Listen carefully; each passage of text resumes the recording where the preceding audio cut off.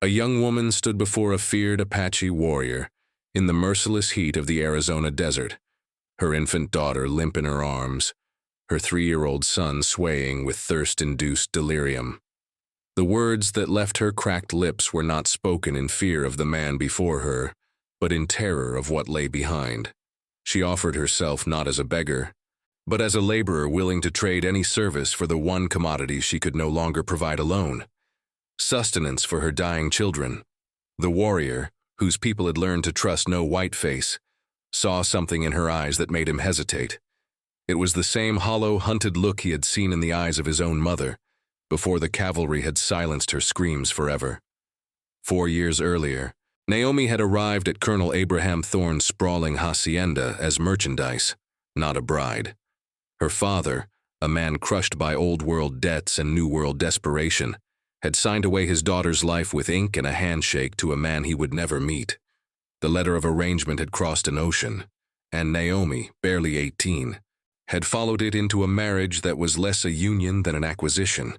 The colonel, a former cavalry officer whose reputation for brutality had earned him both land and enemies, required a wife for the same reason he required fine horses: to demonstrate his dominance and secure his legacy. The hacienda rose from the dust like a monument to conquest, its thick adobe walls keeping secrets as effectively as they kept out the desert heat. Within those walls, Naomi discovered that her husband's cruelty was not explosive but calculated, administered with the precision of a man who understood that true power lay in the systematic breaking of spirits. The first 2 years of Naomi's captivity unfolded in a suffocating routine of submission and silence. The colonel's household operated under an unspoken law: obedience without question, service without complaint. Jael, a worn woman of indeterminate age who managed the domestic affairs, had offered Naomi a single piece of advice on her first night. "The walls of this house have witnessed more tears than the territory has seen rain," she had said, "and the wise woman learns to cry where stone cannot hear." Naomi learned quickly that defiance was met not with rage, but with systematic isolation, calculated deprivation of food or comfort, and a cold contempt that was somehow more devastating than any blow. Colonel Thorne moved through his domain like a general inspecting conquered territory. His presence transformed every room into a courtroom where Naomi stood perpetually accused of inadequacy. At the saloon gatherings in the nearby settlement, he displayed her like a trophy from a distant campaign, his hand possessive on her arm while he recounted exaggerated tales of frontier conquest. The other wives, mostly the daughters of local ranchers who had learned their own survival strategies, regarded Naomi with a mixture of pity and relief that they had not been chosen for such particular attention. The true transformation of Naomi's captivity arrived not through any change in her circumstances, but through 2 small bodies that she had carried and birthed within the hacienda's walls. Reuben emerged first, 3 years into her marriage, a serious infant with watchful eyes that seemed to absorb the tension surrounding him. Hannah followed 20 months later, a baby who smiled despite the oppressive atmosphere, whose laughter became the only genuine sound of joy the house had known. In her children, Naomi discovered a ferocity she had not known existed within her diminished spirit. They became not merely the reason to endure, but the force that began to rebuild what the colonel had systematically dismantled. For a brief season, motherhood provided a legitimate reason to exist within the hacienda, beyond being the colonel's possession. She spent her days in the small room that served as nursery, teaching Reuben his letters from the single book she had been permitted to keep from her former life, singing Hannah to sleep with songs from a village she could barely remember. But the colonel's need for control was comprehensive. As Reuben approached his 3rd birthday, Thorne began to speak of the boy's future, with a certainty that made Naomi's blood run cold. The child would be sent to a military academy in the East, he announced one evening, his tone suggesting he was bestowing a generous gift. A boy needs to be forged into manhood away from the softening influence of women. The night Naomi overheard the full extent of his plans, she had been settling Hannah in her cradle when voices drifted through the hacienda's ventilation grates. The colonel was entertaining a business associate, and their conversation, lubricated by whiskey, had turned personal. "The woman has served her purpose," Thorn had said with casual dismissal. "2 children to carry my name. Now she has become troublesome, too attached to the boy. Once he leaves for the academy, I will send the girl to be raised by the sisters at the mission school in Santa Fe. Without the children, Naomi will have nothing to distract her from her proper duties, and if she proves difficult, there are remedies for that as well." The words landed like bullets. Naomi remained frozen by the nursery door, her hand pressed against her mouth to silence the sound that wanted to escape. Thorn was not simply planning to educate their son. He was plotting to systematically remove every source of meaning from her existence, to reduce her once again to the empty vessel she had been before motherhood had given her purpose. The methodical cruelty of the plan was entirely characteristic, but hearing it articulated with such cold calculation transformed something fundamental within her. Fear, which had governed her actions for 4 years, suddenly found itself competing with a force that was far more powerful and infinitely more dangerous: a mother's desperation. The following days passed in a fog of careful normalcy, while Naomi's mind worked with a clarity she had never experienced. Every routine task became an act of reconnaissance. How many steps from the nursery to the kitchen door? Which hinges creaked? When the colonel's overseer made his rounds of the property, where Jael kept the dried meat and the water skins. The plan that formed was not sophisticated, but desperate. They would leave under cover of darkness, heading west into the mountains where the colonel's reach might not extend. The escape happened on a moonless night, when clouds obscured even the stars, rendering the desert landscape nearly invisible. Naomi had prepared as best she could with the meager resources available to her. Filling 2 water skins she had quietly appropriated, wrapping dried meat and hard biscuits in a shawl, dressing the children in their sturdiest clothes. She moved through the dark hacienda like a spirit, every sound magnified in her heightened awareness. Reuben, sensing the gravity of the moment, remained perfectly silent as she lifted him. Hannah, mercifully, stayed asleep against her mother's chest, wrapped in layers that would protect her from the night's chill and the coming day's heat.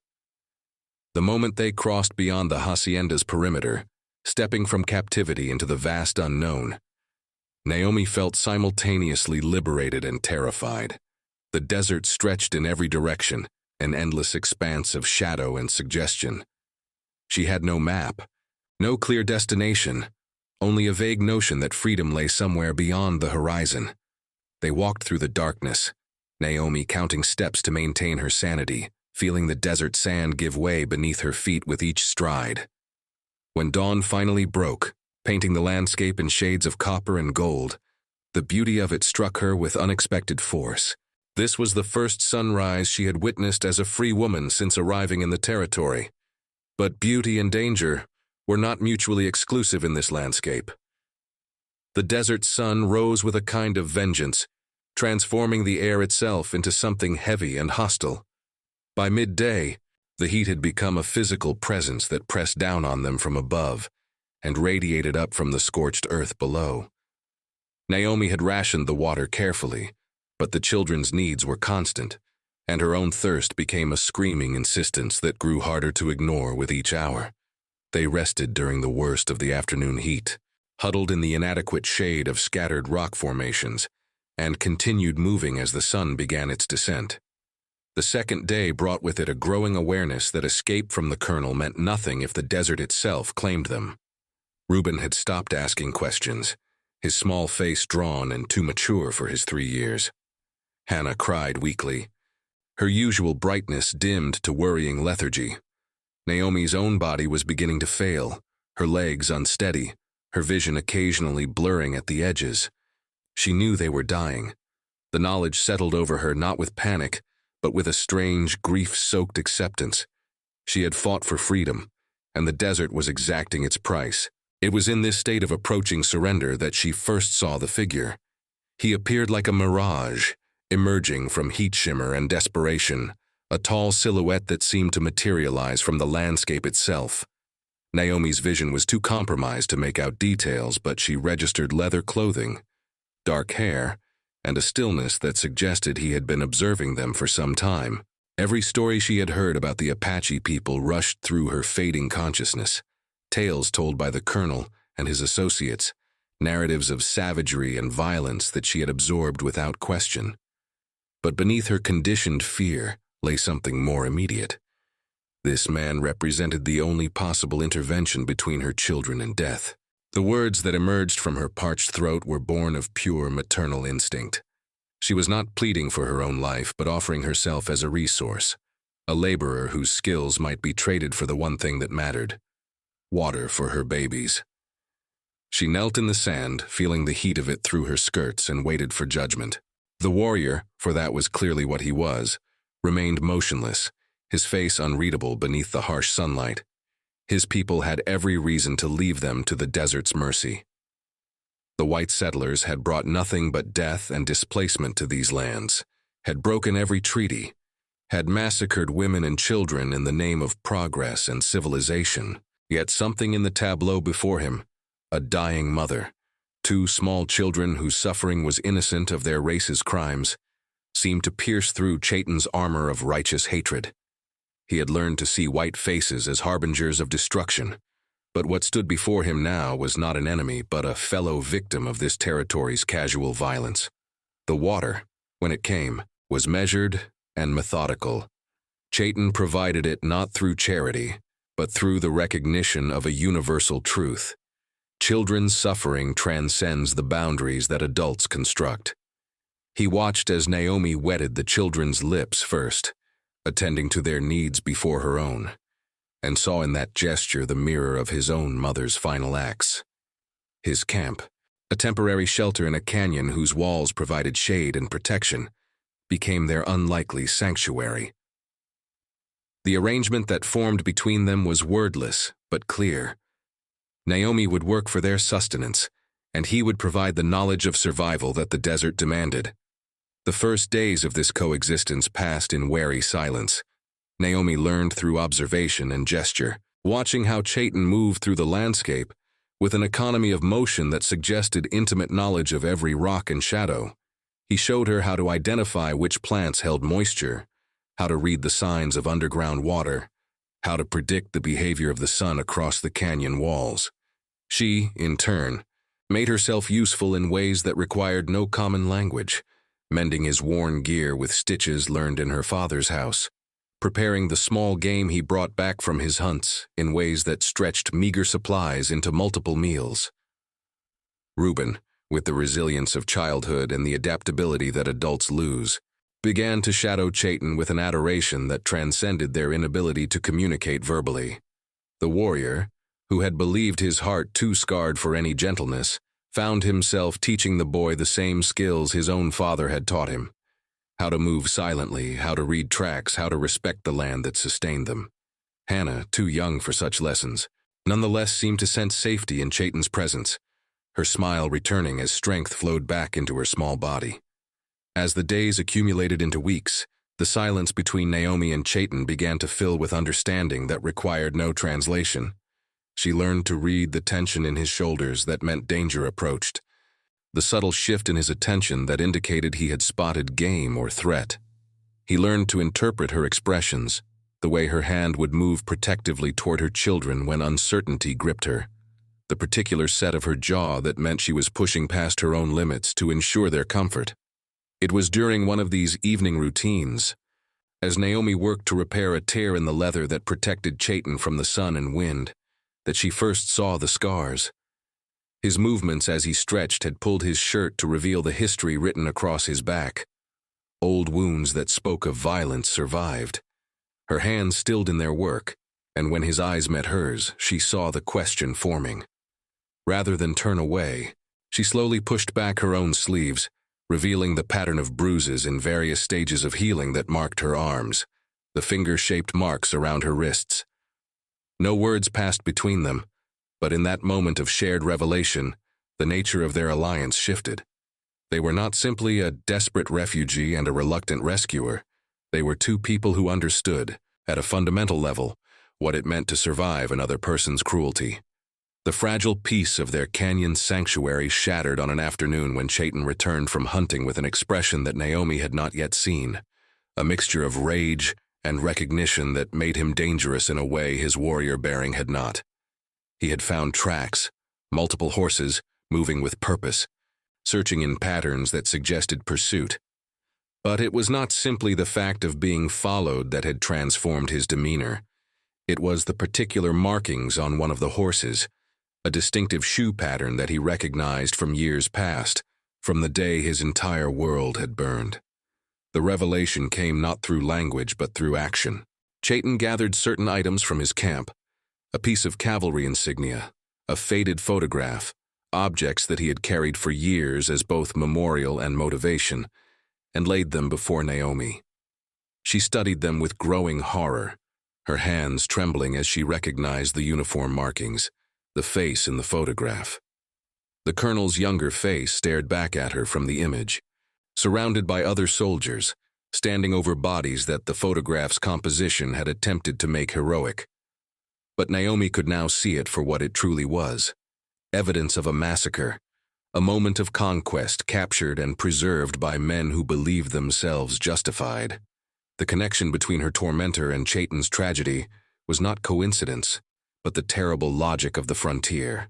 Colonel Thorne, before claiming his land and his title, had led the cavalry unit that had destroyed Chayton's village 13 years prior. The attack had come at dawn, targeting a peaceful encampment that had honored every treaty term.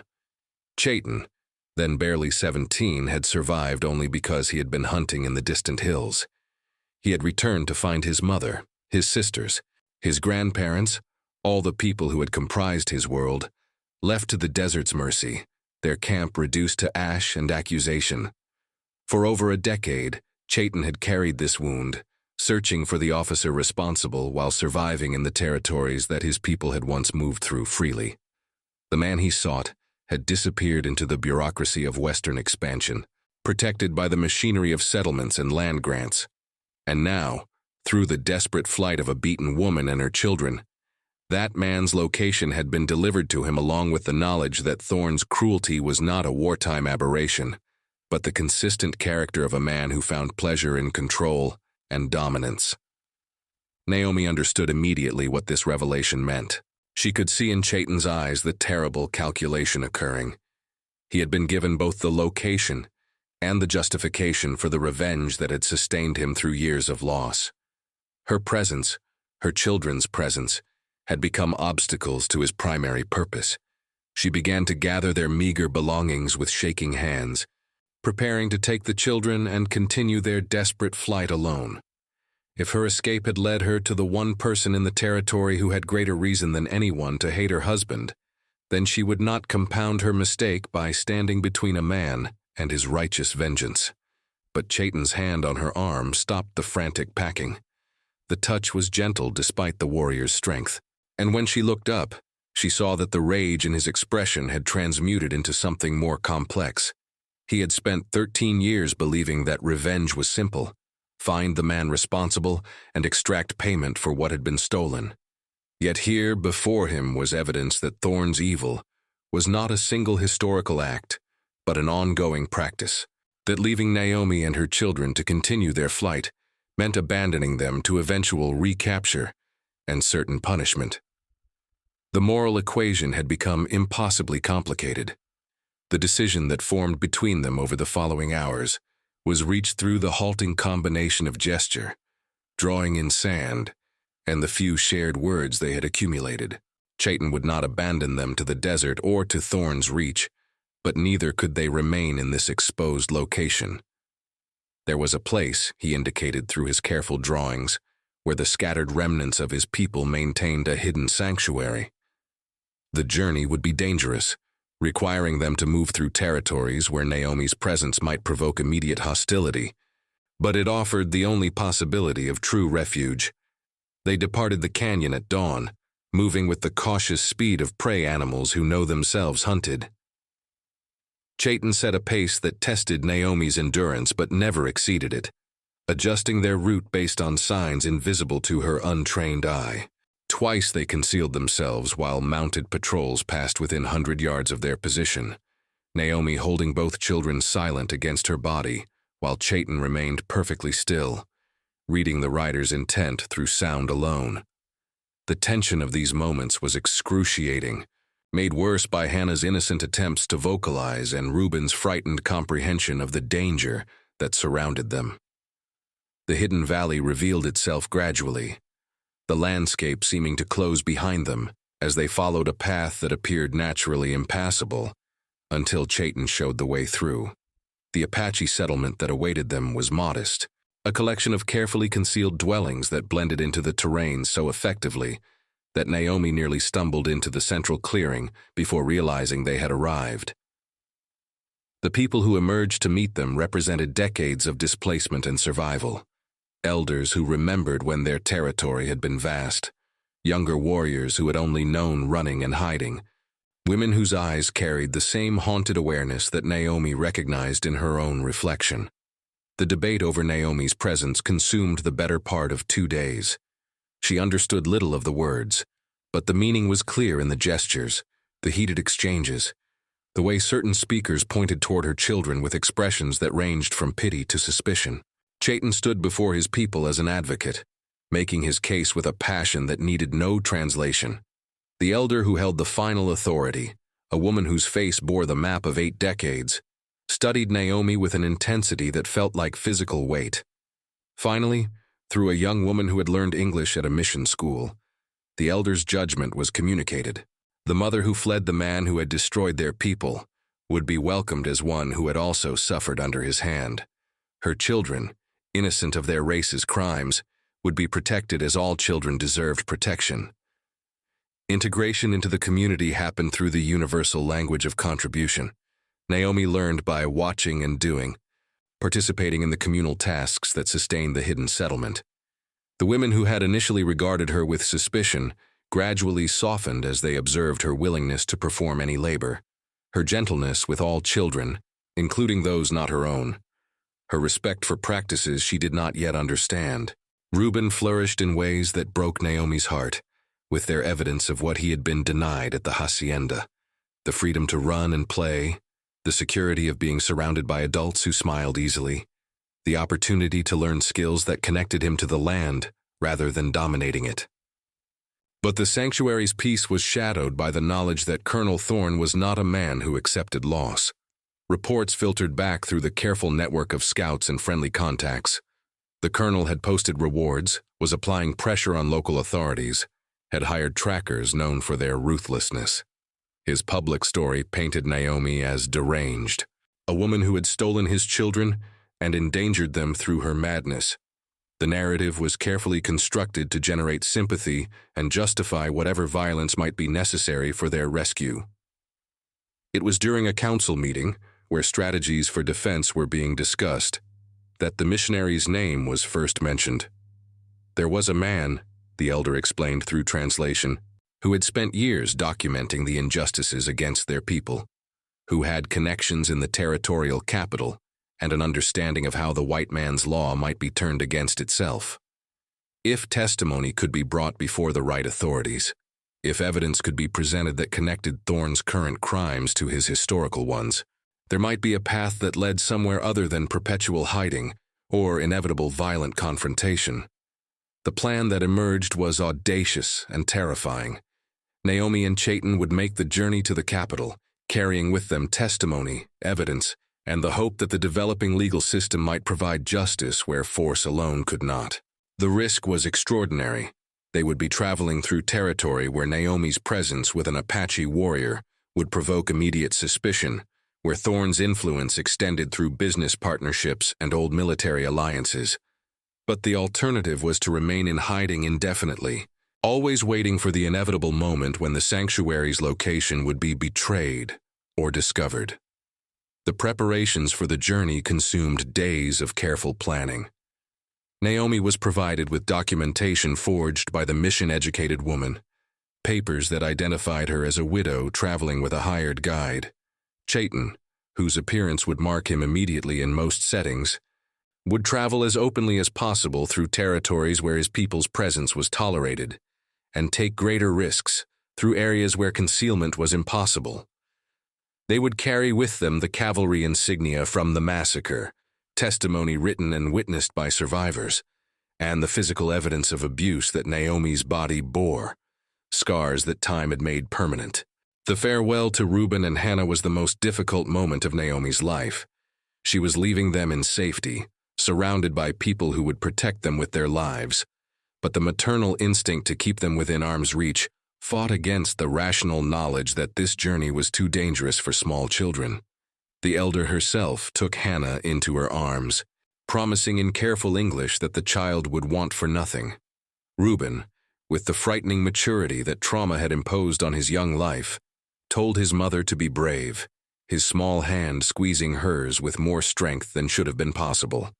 The journey to the capital unfolded as a test of endurance and improvisation. They traveled primarily at night through the most dangerous stretches, with Naomi maintaining her widow's bearing, and Chayton playing the role of silent guide when they encountered others. There were close calls, a territorial marshal who studied their documentation with suspicious thoroughness, a town where Chayton's presence provoked immediate hostility requiring a hasty departure, a night when they spotted Thorne's hired trackers at a distance and had to abandon their planned route for a desperate detour through mountains that nearly cost them their lives. But they also encountered unexpected allies, a rancher's wife who had fled her own violent marriage and recognized something in Naomi's eyes, a former soldier who had witnessed the aftermath of the massacre and had carried guilt for 13 years, a judge's clerk who was willing to ensure their petition reached sympathetic ears. The frontier was not monolithic in its cruelty. Scattered throughout its harsh landscape were people who had retained their capacity for compassion and justice. The missionaries' modest office in the capital became the staging ground for their legal assault. Brother Thomas, a man whose years of advocacy had made him both respected and controversial, listened to their testimony with an expression that cycled through horror, rage, and grim determination. He understood immediately the significance of what they brought him. Not merely one woman's complaint of domestic abuse, but a pattern of violence that spanned decades and connected military crimes to civilian ones. Within days, he had assembled a coalition of attorneys, activists, and sympathetic officials who recognized the case's potential to challenge the impunity that men like Thorne had enjoyed. The legal proceedings that followed were brutal in ways distinct from physical violence, but no less damaging. Naomi was required to recount in excruciating detail every aspect of her marriage, to display her scars before rooms full of strangers, to withstand cross-examination designed to paint her as unstable or vindictive. Chayton, whose testimony connected Thorne to war crimes, faced attempts to discredit him based on his identity, to dismiss his evidence as the fabrications of a savage seeking revenge. The colonel himself appeared in court with the bearing of an affronted gentleman, his attorneys constructing a narrative of a disturbed wife and a warrior who had manipulated her for his own purposes. But the foundation they had built proved stronger than the colonel's constructed respectability. The physical evidence was undeniable. Medical examinations confirmed the pattern of long-term abuse. The cavalry insignia was authenticated. Survivors from the massacre provided corroborating testimony that could not be dismissed. More damaging still, Brother Thomas had uncovered additional victims, other women who had suffered under Thorne's control and who found courage in Naomi's willingness to speak publicly. The tide of evidence became overwhelming, impossible to counter through intimidation or influence. The judgment, when it finally came, represented more than simply Naomi's liberation. The court declared her marriage void on grounds of coercion and systematic abuse, granted her full custody of her children, and ordered Thorne to pay restitution that would ensure their future security. More significantly, it opened formal investigation into his role in the massacre, a proceeding that would strip him of his military honors and much of his political protection. The colonel, who had ruled his territory like a feudal lord, found himself facing consequences that his power could no longer deflect. The months following the trial passed in a kind of suspended reality. Naomi remained in the capital, reunited with Reuben and Hannah, who had been brought from the hidden valley, while official matters were concluded. Chayton had fulfilled his oath to see her to safety, and custom might have suggested their paths would now diverge, she to rebuild a life among her own people, he to return to his, yet neither found themselves capable of imagining separation. The bond forged in desert survival and legal battle had become something that transcended the categories available to describe it. They were not simply allies or friends. They had become essential to each other's continued existence in ways that defied conventional definition. The decision to return to the territory, to the land near the hidden valley, was reached through a series of conversations that happened over weeks of careful consideration.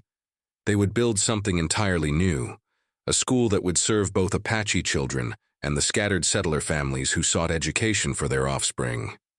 The mission would be explicitly cross-cultural, teaching in both English and Apache languages, honoring both traditions while preparing students for the complex reality of the changing frontier. It would stand as a living refutation of the violence that had shaped both their pasts, a place where Reuben and Hannah would grow up understanding that belonging was not limited by blood or history. The valley welcomed them back not as outsiders seeking shelter, but as members who had fought for something larger than personal survival. The modest structure they built for the school rose from communal effort, with Apache families and a handful of progressive settler families working side by side. Naomi discovered she had a gift for teaching that extended beyond academic subjects. She taught children to see each other's humanity first, to understand that the categories of Apache and white were less important than the shared challenges of building lives in an unforgiving landscape. Chayton, who had believed his purpose was vengeance, found himself transformed into something he had never imagined, a bridge between worlds, a warrior whose strength now protected not through violence, but through the creation of space where different peoples might coexist. He taught tracking and survival skills to children of all backgrounds, watched with quiet pride as Reuben grew into a boy who moved between cultures with ease, as Hannah learned songs in 2 languages and saw no contradiction in loving both. Years passed with the gentle accumulation of peaceful days that had once seemed impossible. The school prospered, gaining reputation as a place where genuine learning occurred without the cultural destruction that characterized many frontier educational efforts. Naomi and Chayton's partnership, which had begun in desperation and evolved through shared purpose, deepened into something that needed no formal recognition to be understood as permanent and profound.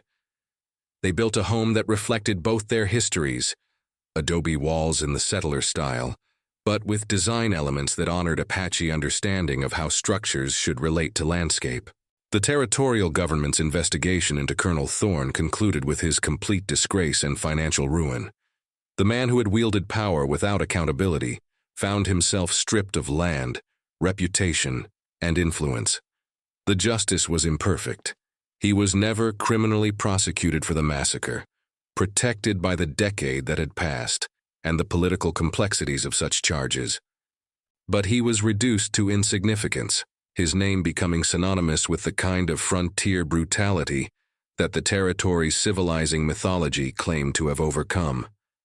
For Naomi, healing was not a destination, but an ongoing practice. There were still nights when old terrors surfaced, moments when her body remembered what her mind worked to release.